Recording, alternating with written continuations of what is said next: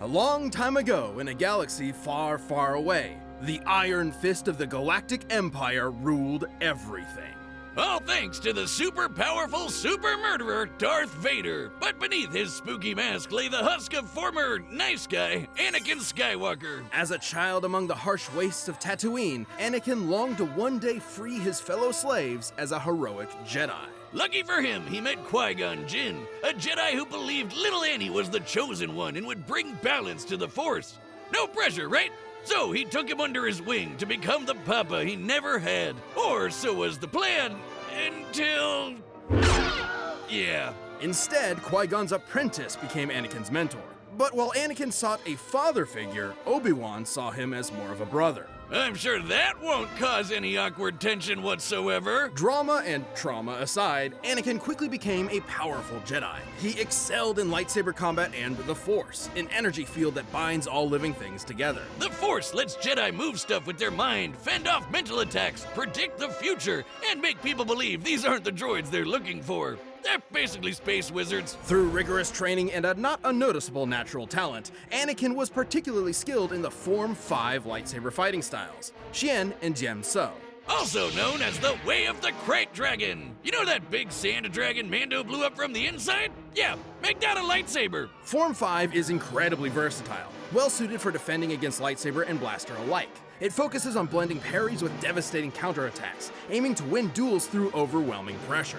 Perfect for the Padawan who just bulldozed his way through training to become a Jedi Knight. Even as a newly knighted Jedi, Anakin could keep up with some of the most experienced Jedi Masters and Sith Lords of his time. But he had plenty of other problems to deal with, like his late-blooming rebellious teenage angst. I mean, you don't just throw a kid into space monk school and expect him to forget everyone he ever cared about, right? Well, apparently that's what he was supposed to do. The life of a Jedi can be difficult and cold, something Anakin could not accept. And so, rather than let his secret wife die in childbirth, he was seduced to the dark side through the promise of power. And so began his Jedi kill streak, until Obi-Wan gave him a glorious lava bath. How... refreshing? But thanks to his new Sith Master Palpatine, our young warrior was saved, reborn, rebuilt.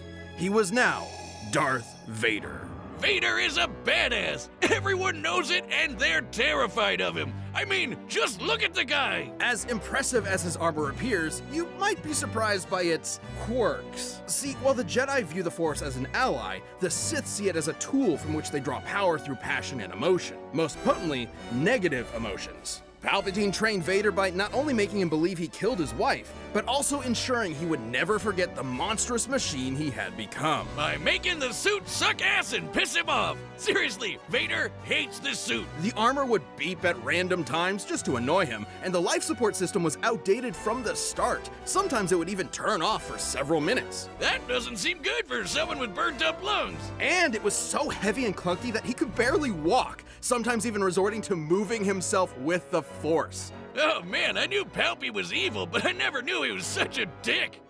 Well, despite these issues, the armor fulfilled its true purpose, crafting Darth Vader into the equivalent of a slasher movie villain commanding a galactic army. Nobody wants to mess with him. Thanks to the dark side of the Force, he can make maelstroms that blast everything away, form barriers that shield from all sorts of attacks, and choke anything that's even a minor inconvenience. Hell, sometimes he skips straight to crushing your lungs. One time, a droid named I-5 tried to kill Vader with a laser stated to move 300,000 kilometers per second. That's light speed, and Vader easily blocked it. And for as much bullshit as Palpatine threw at him, Vader was tough enough and stubborn enough to push through it. Palpatine knew that Vader would eventually try to kill him and take over the Empire. It's how the Sith work. So he constantly fanned Vader's hatred by sending assassins after him to make sure he was still worthy of being his apprentice. Oh, that's nothing. One time, he blasted off most of Vader's robo limbs, destroyed his armor, dropped him back on the lava planet, and told him to make his way back without the Force. An impossible task, yet one Vader accomplished. Yeah, cause he really wants to kill Palpatine. And that hatred is apparently useful in keeping Force wielders alive, and has sustained many Sith in conditions that would otherwise kill them. I'm sorry, Liam Neeson. Should've hated a little more. Vader has killed hundreds, possibly thousands of Jedi, including Obi-Wan himself.